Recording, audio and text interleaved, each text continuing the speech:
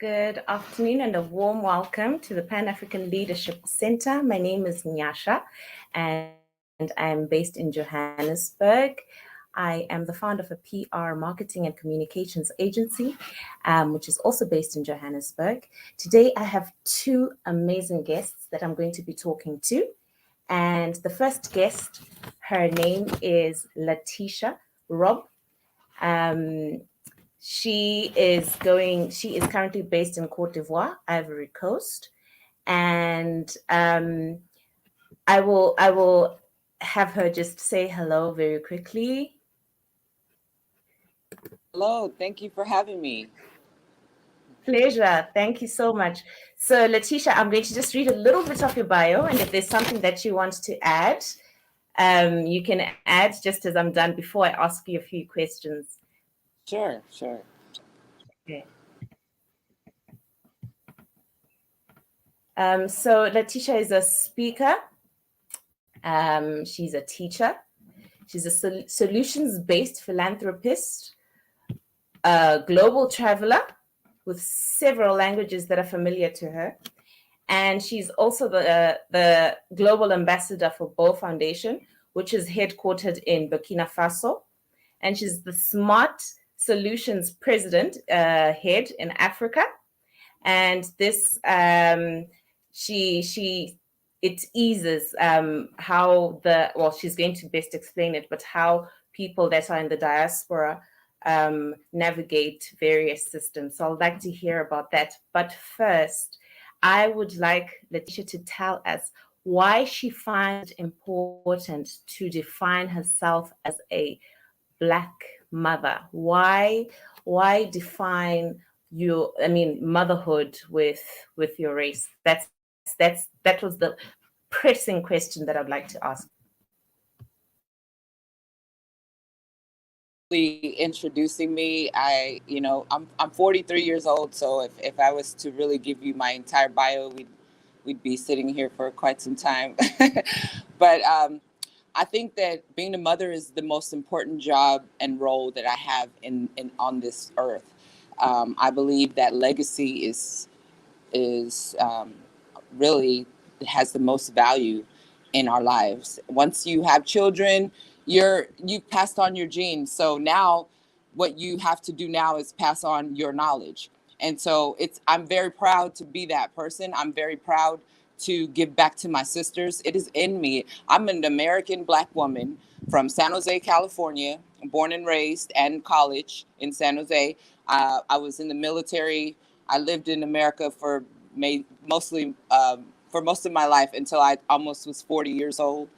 And so, but there was something inside of me that made me want to, be focused more on legacy, be interested in my great grandchildren's life, So being a mother is something that I want them to know my legacy, that I've always cared about them. I thought about them, and all of my sisters in the diaspora and all of my sisters here on the continent of Mother Africa. I want to be able to help enrich that knowledge for the legacy, because we're here, but we're not going to be here for long. And while we're here, it's important that we give back all of our experiences so that we can continue to be great.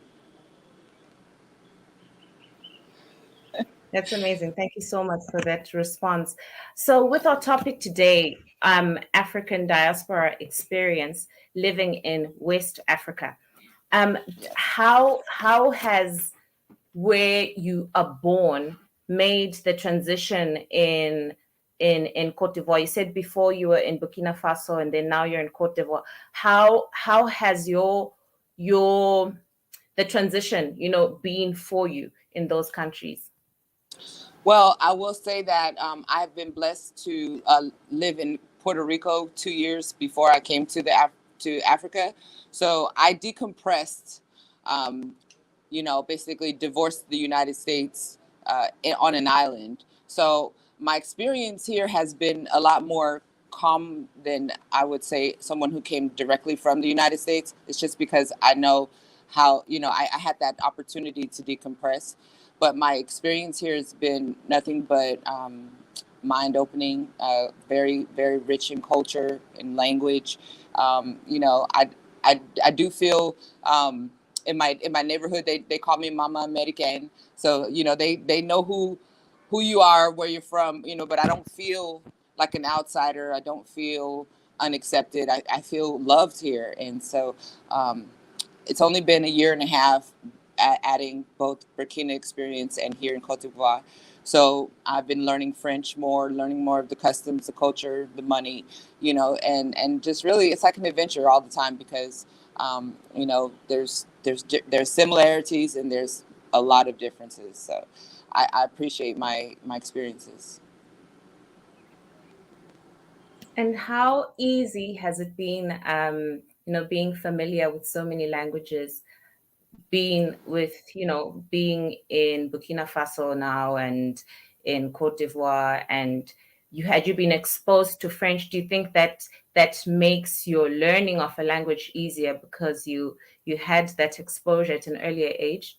Oh no, and I want to clarify that I didn't have the exposure at an early age. I went to Puerto Rico and submerged myself in the Spanish culture and learned it, and submerging myself in the French culture here is how I learned it. I don't have experience prior to now, other than 3 years in high school of Spanish.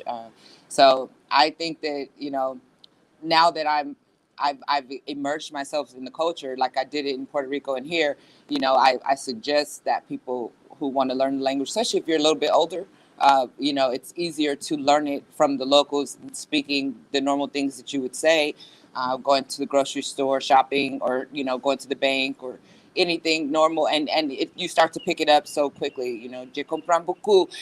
A problem I have is my accent. So if I'm speaking to someone who's traveled, they understand it.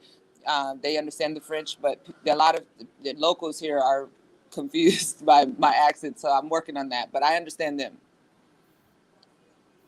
Okay.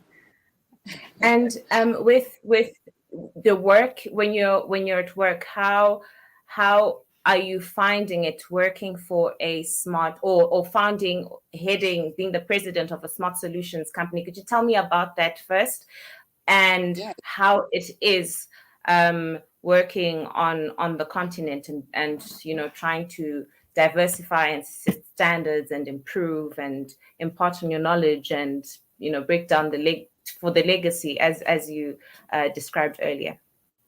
Sure. So, Smart Solution Services Africa was born out of the opportunities that I witnessed were, you know, available here. So, for instance, translators. If I were to go do a real estate transaction, for instance, there's a contract, or you know, I want to have a translator there with me. I could understand, you know, a few things, but I would want to have a translator, or transportation, how to get from here to there, you know, even learning English, or you know, working to find profitable business ventures, partnerships. So if anybody like me was coming to the continent, they would look for a service like mine to help them, especially if they're diaspora. When I got on Google, I noticed that many people are not um, utilizing search engine optimization.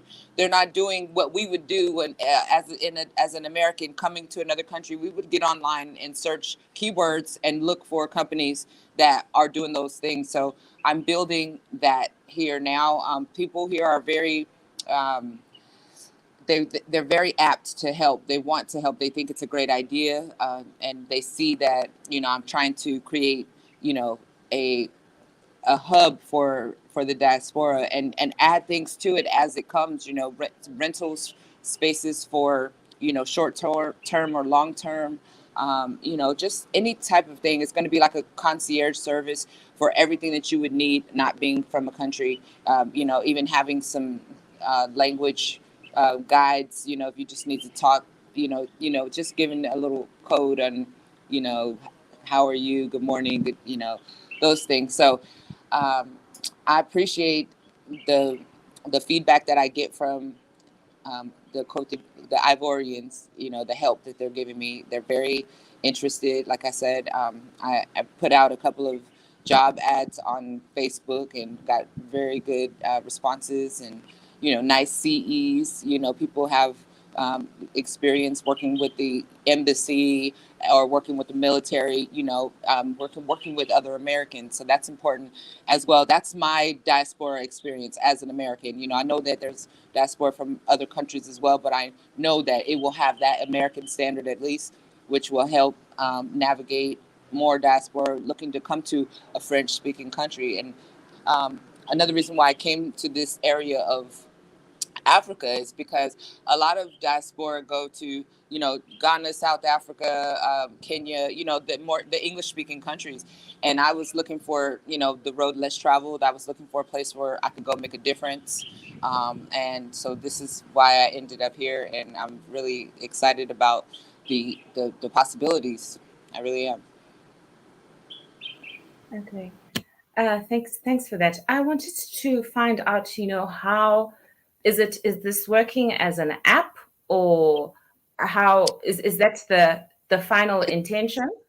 It's going to be it's a website right now. And yes, the final intention is for it to, be based all over the continent. Basically, you can put in your country and find the services as well. So I am building the blueprint for it, but right now it's a website which is interactive. You can book on it and you can do different things on the site, but eventually it will become an app. Yes.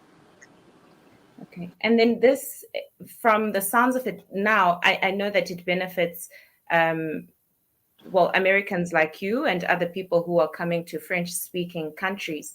How does it benefit in the end? Because women and children, who are the most marginalized in a lot of these, on the continent anyway, actually, and how is access? Is it just how does it benefit the locals bringing something like that in? Well, how it benefits the locals is all of the local businesses, services, properties, cars, all those services, the best ones that I've, vetted out will be the go-to, will be the recommended company to be used, will be, people will they're coming here. This the only people to benefit are the people who have these businesses that are in demand. So yes, I'm working with people at the hotels getting corporate rates, just all the different businesses here. And as far as the women are concerned, I'm a woman, and I feel like when other women see women doing things, it's an influence. It's an inspiration. My company is also willing and working with the Bow Foundation. As like I said, I'm the global ambassador for Bow Foundation. But a part of our proceeds will be going back to the Bow Foundation because I teach women and girls personal hygiene, health from head to toe, and I also give out a reusable menstruation kit that helps them throughout the year.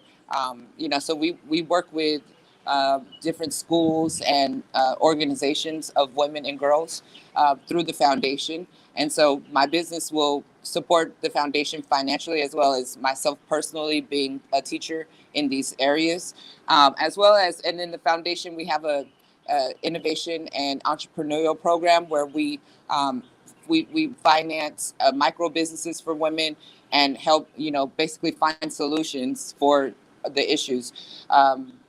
So Smart Solution Services is in line with the main goals of the foundation, which is to find solutions for our people when it comes to healthcare, water and environment, education, and even the diaspora. We're looking for solutions to help us come back, help us know where to go, who's trusted, those types of things. Okay, thank you. And then what challenges are you facing? What if you're thinking about your biggest challenges with trying to get this to be, functioning at its optimum, where you are obviously starting in Ivory Coast? What are your immediate that you feel like, you need to overcome this before you get to your next step? The main thing is, really solidifying relationships. And, I think it's a timing thing. It's just that I haven't been here long enough to know everybody, as well as my, understanding of the language. I need to be fluent to really take advantage of, my surroundings, and to really be able to understand and to cooperate with everybody here. I need to be more fluent in the language. So I would definitely say that language is, and just time. I think the more time that I'm here, I'll be able to prove myself. I will be able to, have a track record. I'll be able to, grow these relationships. And so just from my experience in America, a lot of my success came from relationships, and it came from referrals, and it came from time, and just doing the right thing, and being a consistent person. So those are the top two challenges right now.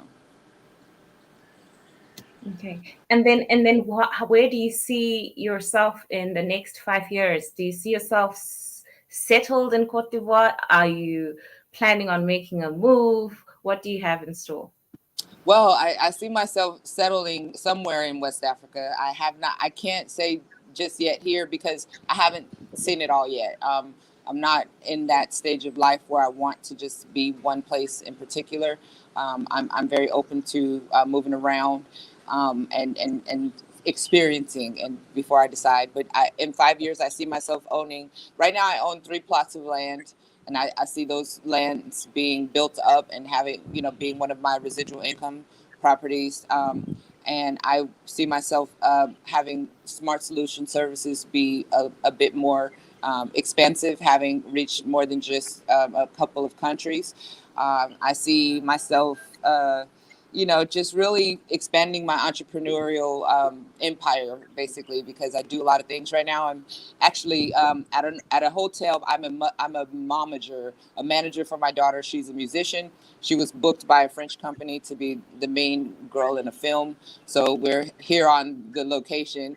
I'm really excited about the unorthodox way I can live, the possibilities, all the many, with the internet, and the life is just, it's anything you want is possible. So I'm really happy about being able to grow my micro businesses and my mini streams, because I want to retire about 50, 55, and still have things going on. Then at that time, I'll be deciding on where I'll settle.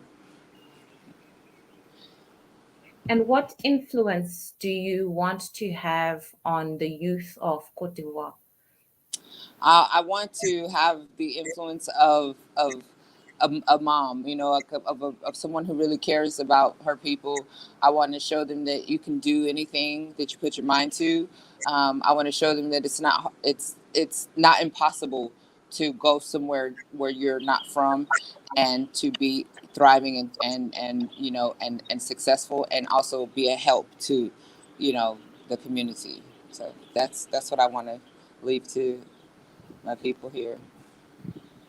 And do you have any contributions that you have made for? I know this one is your non-governmental organizations. Is there any volunteer work that you are Oh, into, or charities that you're involved in, that you could let people around the world, know yes, about? BowFoundation.world is the website. And basically, with the Bow Foundation, I was instrumental in helping receive $250,000 worth of medical equipment donated from a charity in the United States. And it was received at the end of 2021. And it's been distributed around Burkina Faso. I've also taught over 900 girls the class for it's called My Sister's Keeper, and I'm giving them health tips from head to toe, how to take care of your natural hair, your skin, using how to make natural products using things that you have around the house, how to manage your pain, and then giving them, like I said, reusable menstruation kits, because it's hard to find, quality sanitary napkins in some areas, and it's also, a financial thing. So we take that into consideration and make sure that, we're working to help the girls become more confident. A lot of girls, don't go to school or out during that time of the month.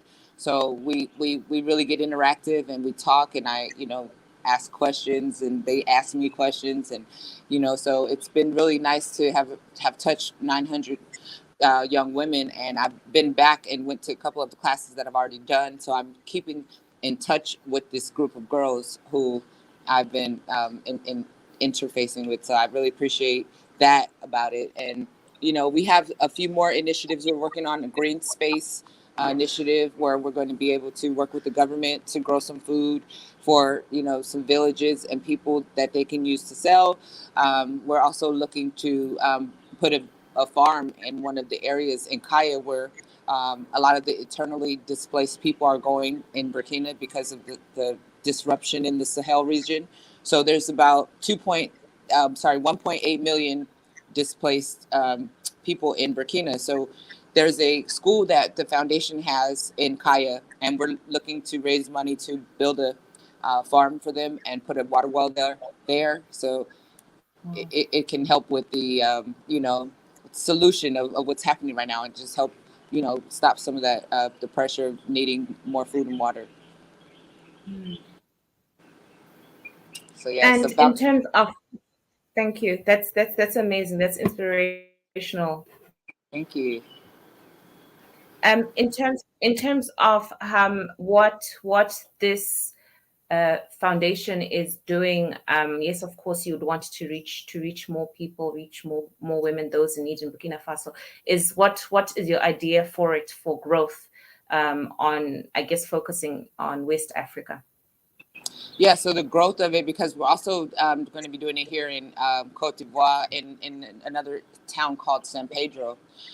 We're looking to basically implement these same initiatives on more than just this country, and to grow the solution through our innovation and entrepreneurial program. So there's we have cocoa, rubber, tomatoes. There's so many different things that can be, utilized, and businesses that can be created, and, infrastructure, you know, waste recycling plants, jobs that we're looking to create a lot of jobs to support an upgraded industry that will in turn, support a growing community with education, like a total 360. We want to support education for them to be able to operate and be the human resources for solar plants, or even the waste management. We're going to need them to know STEM. We're going to put in place some trade schools, so that welding or any of the things that they can go and learn a trade instead of having to have to go to college, but provide those types of services. We're helping raise the infant mortality rate. It's very high because of malnutrition. So we're being more educated, giving more education on the nutrition in the foods. Also helping to improve the healthcare system, so that we can reduce a lot of the sickness, which in turn will keep people alive and educated, and then working and making more money. So we're looking at it as an ecosystem. We're looking at it in all the areas, no one left behind. Right now, we're sponsoring a school. Today, 60 students got health care screenings. That's why Mickey might be a little late, because we sponsored a school that 60 students at the school, health care screenings. I think we have some vaccines for hepatitis and a couple of other things. So we're looking to help in every area that there's a problem, or there's help needed. Thank you for that, Latisha. Do you have any final words that you want to share, something that you want to express? Yeah, I really just appreciate, joining up with other people who have similar mindsets of, coming back to Mama Africa and being a help. I hear a lot of people ask, "Oh, can you get a job? Can you get a job?" And I would say that right now, coming to a West African country, you would want to come with a business mind, something that you can come and open a business, bring something of value to the country. Don't try to come to work here or in a regular job. First of all, like doing something that you would do in America or another country, and here the price difference is way different, as far as what they pay. So I would implore people to imagine a restaurant that you or a business that you can open. It's not hard to open a business, and it would really help our people if we come back and bring something to help, um, you know, bring the countries up to global standards. Okay, thank you so much. I Thank really you. appreciate your time, and what you're doing is so amazing. I am really inspired, Thank and I you. really would like us to have a chat another time when you're available. And Absolutely. if there's like for the foundation, do we go to your site if we want to donate, or Yes. how do we do that? So you can go to bowfoundation.world, and there's a donate button there. We also have a PayPal, which is the email is bowfoundation1@gmail.com. But yeah, the website is where I would direct everybody to, so you can see, more in depth of what we're doing. There's pictures and there's write-ups of this, some of the programs, and it's just an easier way to keep track of who's supporting us. So yes, please check the website, and you can also leave a message there, and myself, Mickey, or the president, we can contact you back. We can also There's also a subscription bar there, so you can put your email in, and if we're doing any campaigns, or if we're looking to rally some eyes on things that are happening or anything like that, we send out a newsletter and some important information to you if you sign up through the website. So that's what our goal is to really be communicative through our site. Okay, thank you very much. Unfortunately, we were not joined by Mickey on time. I would have loved to have had a word with him, but we will put him on another show if he is available. Okay. And thank you so much for your time. I appreciate it. I really And wish you the best. I want to say one thing really fast. Mickey is a friend of mine. When I first moved to Burkina Faso, I called him because he's in the healthcare industry, and I asked him, did he have any leads on getting donated equipment to a nonprofit? And from that initial conversation, Mickey ended up moving to Burkina Faso. So he's a childhood friend of mine from 5 years old, and we're both now living in West Africa working together. So it's a really cool Wow. story. It would have been awesome to have us both on, because how we know each other is it's most of our lives. So, Oh, wow. Oh, yeah. what a miss. But thank you so much. You're such an inspiration to me, and I'm sure a lot of other women out there, Black women like me. Continue doing what you're doing, and wish you all the best. Thank you. When I have any more to talk about or anything to share, I'm definitely reach out to you guys, because you guys, this is an awesome platform, and I appreciate the opportunity to share what we're doing. Thank you. Thank you so much. Have a good day, everyone. Thank you so much for your time. Thank you for joining us. Till next time. Bye. Bye bye.